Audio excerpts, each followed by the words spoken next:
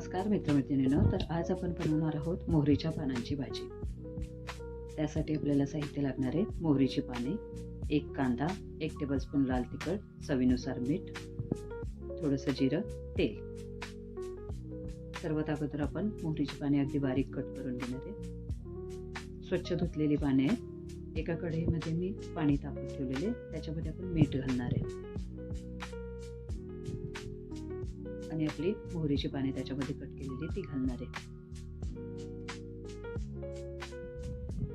थोडा वेळ ही शिजवून घ्यायची भाजी। शिजवून झाली की आपण तिला गाळून घेणार आहे। थंड झाल्यावर पिळून घ्यायची। याच्या पद्धतीने पिळून घेतलेले पाणी सर्व काढून घेतलेले। आता कांदा बारीक चॉप करून घ्यायचा आहे।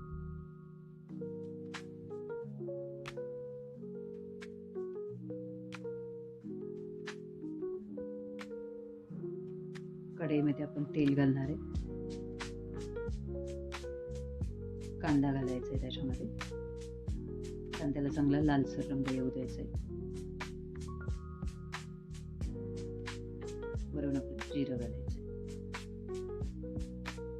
चवीनुसार मीठ अगदी थोडं घाला, कारण भाजी शिजवताना घातलेले आहे। लाल तिखट आणि वरून आपली भाजी घालायची। व्यवस्थित हलवून घ्यायची। एक 5 मिनिटं फक्त वाफ द्यायची।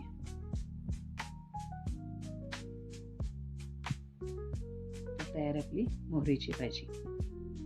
अशाच नवनवीन व्हिडिओ बघण्यासाठी माझ्या चॅनलला सबस्क्राईब करा, व्हिडिओला लाईक करा।